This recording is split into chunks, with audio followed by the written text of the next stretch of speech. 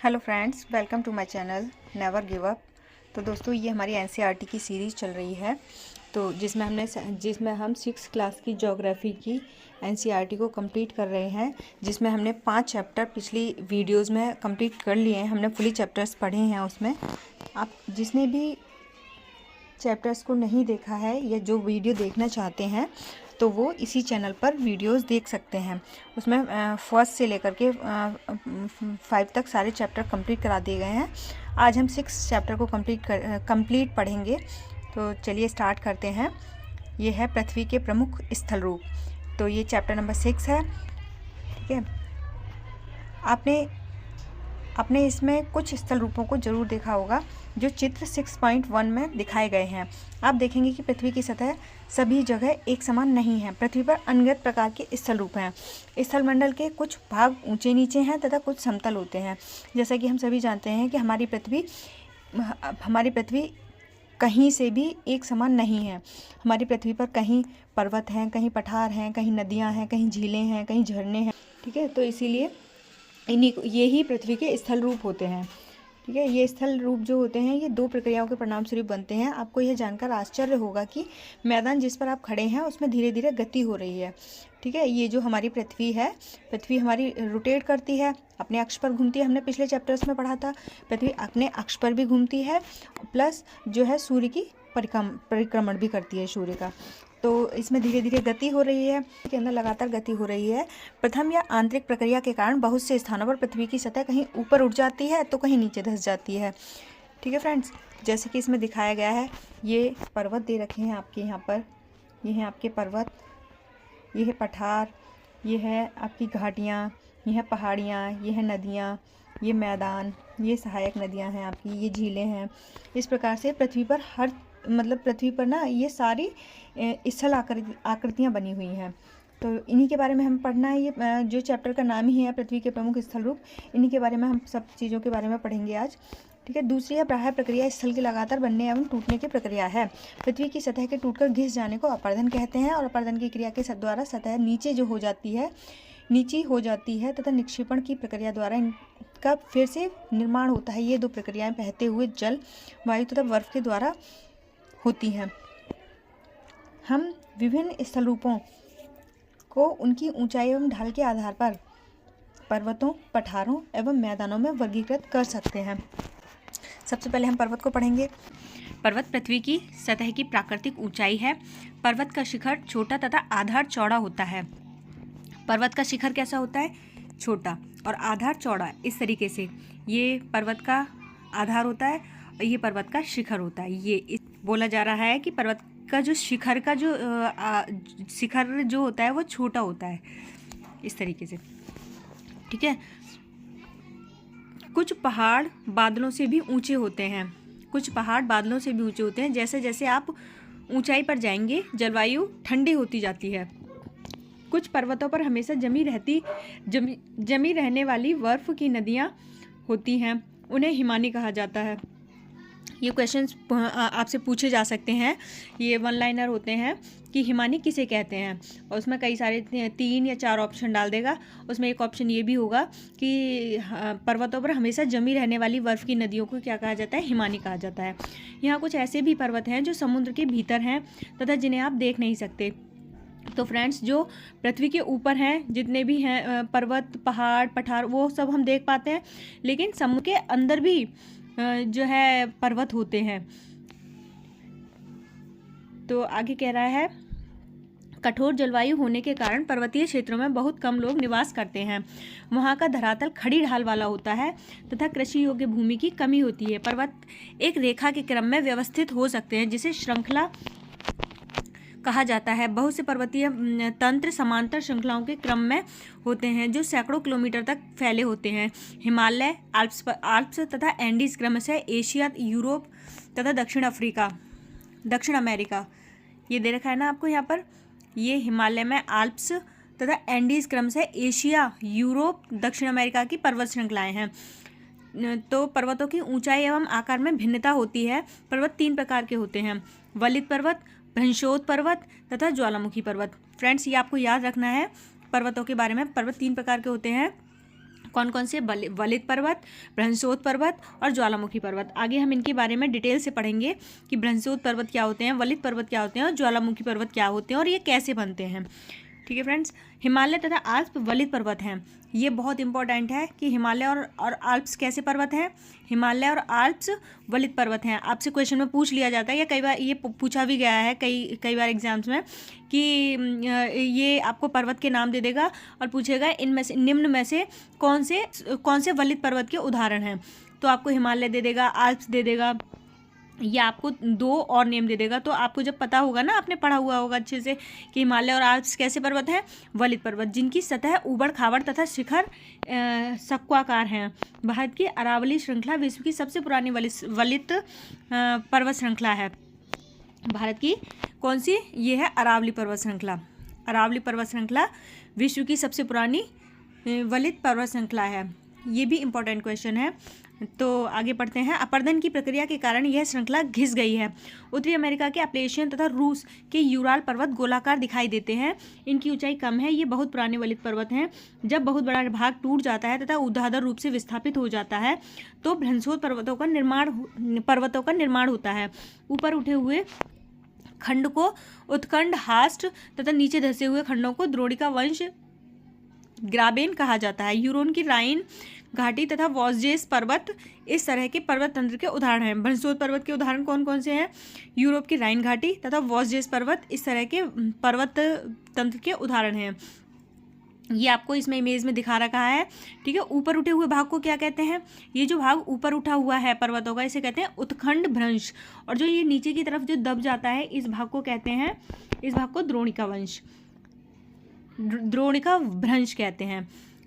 ठीक है friends, Atlas में दिए गए विश्व मानचित्र से उसकी स्थिति को देखिए तथा इस प्रकार की भू आकृतियों के कुछ और उदाहरण का पता लगाइए।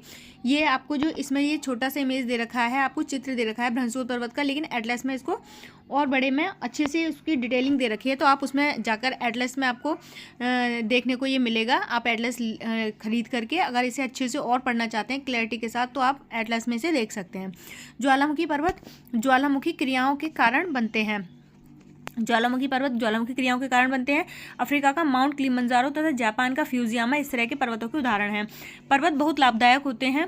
पर्वत जल के संग्राहकार होते हैं। किसके संग्राहकार होते हैं? पर्वत जल के संग्राहकार। बहुत सी नदियों का स्रोत पर्वतों में स्थित हिमानियों में होता है। जो पर्वतों में हिमानियाँ होती हैं, हिमानियों से क्या होता है कि नदियाँ जहाँ से निकलती हैं उन्हें क्या कहते हैं? हिमानी कहते हैं। ठीक है, तो वहीं से नदियाँ निकलती हैं, तो इसीलिए पर्वतों को क्या माना जाता है? पर्वतों को स्रोत माना जाता है हिमानियों का। ठीक है, जलाशयों के जल को लोगों तक पहुंचाया जाता है। पर्वतों के जल का उपयोग सिंचाई में, पनबिजली के उत्पादन में, नदी घाटियों तथा वेदिकाओं कृषि के लिए उपयुक्त होती हैं। पर्वतों में अलग अलग प्रकार की वनस्पतियां तथा जीव जंतु पाए जाते हैं। वनों से हमें क्या प्राप्त होता है? ईंधन प्राप्त होता है, चारा मिलता है, आश्रय यानी कि रहने के लिए आवास, रहने की व्यवस्था हो सकती है उसके द्वारा, दूसरे उत्पाद जैसे गोंद, रेजिन इत्यादि प्राप्त होते हैं। सैलानियों के लिए पर्वतीय भाग उपयुक्त स्थान है। वे पर्वतों की यात्रा उनकी प्राकृतिक सुंदरता को देखने के लिए करते हैं। विभिन्न प्रकार के खेल जैसे paragliding, hang gliding, river rafting तथा स्कीइंग पर्वतों के प्रचलित खेल हैं। क्या आप हिमालय में स्थित कुछ ऐसे स्थानों के नाम बता सकते हैं जहाँ ये खेले जाते हैं? ठीक है फ्रेंड्स, आगे बढ़ते हैं। ठीक है, आगे है आपका अत्यधिक दाब से मैग्मा का निर्माण होता है। पठार, हमने पर्वत पढ़ा, अब हम पठार पढ़ेंगे। ठीक है, पठार उठी हुई एवं सपाट भूमि होती है। पठार कैसी भूमि होती है? उठी हुई और सपाट भूमि। यह आसपास के क्षेत्रों से अधिक उठा हुआ होता है। आसपास के क्षेत्रों से अधिक उठा हुआ होता है। जैसे इस मैदानी क्षेत्र से थोड़ा उठे हुए होते हैं, इस टाइप के बने होते हैं। वो भूमि भी समतल होती है, लेकिन ये जो होते हैं ये मैदानी भाग से उठे हुए होते हैं, इसलिए इनको पठार कहा जाता है। ये खनिजों से समृद्ध होते हैं, इनमें हर प्रकार के खनिज पाए जाते हैं, इसलिए इन्हें पठार कहा जाता है। खनिज संसाधन भरपूर मात्रा में इनमें पाए जाते हैं। तो फ्रेंड्स, और जो पर्वत हैं, हमने पर्वतों के बारे में भी पीछे पढ़ा था। पर्वत क्या होते हैं? पर्वत जो होते हैं, पर्वत इस टाइप के होते हैं। उनका शिखर जो होता है वो इस तरीके का होता है। ये उनका शिखर होता है। उनका आधार जो होता है वो चौड़ा होता है, शिखर जो होता है वो छोटा होता है। और वहीं पठारों में क्या होता है कि पठारों में समतल भूमि होती है और इनकी जो ऊंचाई होती है वो 6000 मीटर तक हो सकती है। 6000 मीटर तक हो सकती है, और जो 6000 मीटर से ऊपर के जितने भी होते हैं उन्हें फिर पर्वत की श्रेणी में रखा जाता है। ठीक है फ्रेंड्स, आगे पढ़ेंगे। ये आपको दे रखा है, इसका ऊपरी भाग मेज के समान सपाट होता है। मैंने अभी आपको दिखाया, ठीक है, ये आपको इमेज बना के दिखाई थी मैंने इसकी। किसी पठार के एक या एक से अधिक किनारे होते हैं जिनके ढाल खड़े होते हैं। पठारों की ऊंचाई प्रायः कुछ 100 मीटर से लेकर कई हजार मीटर तक हो सकती है। पर्वतों की तरह पठार भी नए या पुराने हो सकते हैं। भारत में दक्कन पठार पुराने पठारों में से एक है। केन्या, तंजानिया, युगांडा का पूर्वी अफ्रीकी पठार एवं ऑस्ट्रेलिया का पश्चिमी पठार इस प्रकार के उदाहरण है। तिब्बत का पठार विश्व का सबसे ऊंचा पठार है। अगर आपसे क्वेश्चन में पूछ लिया जाए कि विश्व का सबसे ऊंचा पठार कौन सा है, तिब्बत का पठार। ठीक है, विश्व का सबसे ऊंचा पठार है जिसकी ऊंचाई समुद्र तल से कितनी है, 4000 से 6000 मीटर तक है। पठार बहुत उपयोगी होते हैं क्योंकि उनमें खनिजों की प्रचुरता होती है। मैंने आपको अभी बताया पीछे, यही कारण है कि विश्व के बहुत से खनिज क्षेत्र पठारी भागों में स्थित हैं। यही कारण है कि विश्व के बहुत से खनिज क्षेत्र पठारी भागों में स्थित हैं। अफ्रीका का पठार सोना एवं हीरों के खनन के लिए प्रसिद्ध है। भारत में छोटा नागपुर के पठार लोहा, कोयला, मैग्नीज के बहुत भंडार पाए जाते हैं। तो ये आपसे पूछा भी जा सकता है कि छोटा नागपुर के पठार किस लिए प्रसिद्ध हैं। तो आपने अगर ये एनसीईआरटी अच्छे से पढ़ी होगी तो आप आराम से इसका आंसर कर सकते हैं कि लोहा, कोयला, मैग्नीज के बहुत बड़े भंडार पाए जाते हैं। ठीक है फ्रेंड्स, पठारी क्षेत्रों में बहुत से जलप्रपात हो सकते हैं क्योंकि यहाँ नदियाँ ऊंचाई से गिरती हैं। भारत में छोटा नागपुर पठार पर स्वर्ण रेखा नदी पर स्थित हुंड्रू जलप्रपात, कहाँ पर, छोटा नागपुर पठार पर स्वर्ण रेखा नदी पर स्थित हुंड्रू जलप्रपात तथा कर्नाटक में जोग जलप्रपात इस प्रकार के जलप्रपातों के उदाहरण हैं। लावा पठार में काली मिट्टी की प्रचुरता होती है जो उपजाऊ है एवं खेती के लिए काफ़ी अच्छी होती है। कई पठारों में रमणीय स्थल होते हैं जो पर्यटकों को आकर्षित करते हैं। ठीक है फ्रेंड्स, आगे पढ़ेंगे मैदानों के बारे में। हमने पठारों को पढ़ा, पर्वतों को पढ़ा, अब हम मैदानों को पढ़ेंगे। मैदान समतल भूमि के बहुत बड़े भाग हैं। वे सामान्यतः माध्य समुद्र तल से 200 मीटर से अधिक ऊंचे नहीं होते। कुछ मैदान काफ़ी समतल होते हैं, कुछ उर्मिल तथा तरंगित होते हैं। अधिकांश मैदान नदियों तथा उनकी सहायक नदियों के द्वारा बने हैं। नदियों पर्वतों के ढालों पर नीचे की ओर बहती हैं तथा उन्हें अपर्दित कर देती हैं। वे अपर्दित पदार्थों को अपने साथ आगे की ओर ले जाती हैं। अपने साथ ढोए जाने वाले पदार्थों जैसे पत्थर, बालू, सिल्ट को वे घाटियों में निक्षेपित कर देती हैं। इन्हीं निक्षेपों से मैदानों का निर्माण होता है। तो बहुत से लोग बहुत से जो स्टूडेंट्स हैं, अब इसमें हमारे कुछ फ्रेंड्स ऐसे होंगे जो बिगनर्स हैं या कुछ ऐसी हाउसवाइफ होंगी, तो उनको ये लगेगा कि अपर्दन क्या होता है या निक्षेपण क्या होता है। तो फ्रेंड्स, मैं आपको जैसे बता दूं कि जैसे ये पर्वत हैं, आपके पर्वत होते हैं, इस तरीके से ये पर्वत होते हैं। तो लाखों करोड़ों वर्षों के बाद क्या होते हैं कि ये जो इनके जो शिखर होते हैं ना, धीरे धीरे ये घिसते रहते हैं। और घिसते किस वजह से हैं, लगातार बर्फ़ गिरने की वजह से भी हो सकते हैं, या हवा द्वारा, कहते हैं ना, हवा के द्वारा भी इनका अपर्दन हो सकता है, या लगातार बारिश के कारण भी इनका अपर्दन हो सकता है। और या फिर क्या होता है कि कई प्राकृतिक घटनाएं होती हैं जिनके कारण इनमें टूट फूट होती रहती है। नए पर्वतों का निर्माण होता रहता है, पुरानों का घिसाव होता रहता है। तो जो इनकी जो टूट फूट होती है उसको इस तरीके से ये नीचे की तरफ आ जाती है, जो टूट फूट होती है या घिसाव होता है। तो यहाँ से क्या होता है कि जैसे हमारी नदियाँ निकलती हैं, नदियाँ कहाँ से निकलती हैं, अभी हमने पीछे पढ़ा भी था कि नदियाँ पर्वतों से ही निकलती हैं, जिन्हें हिमानी कहा जाता है। ठीक है, यहीं से इनका निर्माण होता है। तो ये जब नदियाँ आती हैं ना, इस तरीके से बहती हुई नदियाँ आती हैं, तो अपने साथ क्या होता है कि अपने साथ ये जो अपर्दन होता है ना, इनका जो पत्थर होते हैं, छोटे छोटे कण होते हैं, उनको सबको बहाकर अपने जल के साथ आगे तक लेके चली जाती हैं। जब ये आगे तक लेकर के जाती हैं उस जल को, तो जो उनके साथ पत्थर, बालू या मिट्टी जो भी होती है उसका ले जा कर के ना, कि एक समय के बाद क्या होता है कि नदी की जब तेज बहाव होता है तो वो यहाँ से बहाती लाती है, और जब नदी का बहाव कम हो जाता है ना मैदानी क्षेत्रों में आकर के, तो उसका फ्लो धीमा हो जाता है। जब फ्लो धीमा हो जाता है तो वो इसी जगह पर यहाँ पर उनका निक्षेपण कर देती है, जो अपने साथ बहा कर लाती है कंकड़, पत्थर, बालू जो भी होता है उसका यहाँ पर ले जाकर निक्षेपण कर देती है। और ये जो निक्षेपण जो होता है, इसी की वजह से जो है मैदानों का निर्माण होता है, मैदान बनते हैं। ठीक है फ्रेंड्स, तो पता चला आपको कि अपर्दन किसे कहते हैं और निक्षेपण किसे कहते हैं। थोड़ा सा पीछे से पढ़ेंगे। ये नदियाँ पर्वतों के ढालों पर नीचे की ओर बहती हैं तथा उन्हें अपरदित कर देती हैं। मैंने अभी आपको बताया, वे अपरदित पदार्थों को अपने साथ आगे की ओर ले जाती हैं। अपने साथ ढोए जाने वाले पदार्थों में जैसे पत्थर, बालू, सिल्ट को वे घाटियों में निक्षेपित कर देती हैं। इन्हीं निक्षेपों से मैदानों का निर्माण होता है। सामान्यतः मैदान बहुत अधिक उपजाऊ होते हैं। यहाँ परिवहनों के साधनों का निर्माण करना आसान होता है, इसलिए ये मैदान विश्व के सबसे अधिक जनसंख्या वाले भाग होते हैं। ये तो हम सभी जानते हैं कि समतल भूमि पर या मैदानी क्षेत्रों पर जो है आप परिवहन आसानी से कर सकते हैं, आना जाना, या फिर आप वाहन का प्रयोग कर सकते हैं ईजी तरीके से। यहाँ परिवहन के साधनों का निर्माण आसान होता है, इसलिए मैदान विश्व के सबसे अधिक जनसंख्या वाले भाग होते हैं। नदियों के द्वारा बनाए गए कुछ बड़े मैदान एशिया तथा उत्तरी अमेरिका में पाए जाते हैं।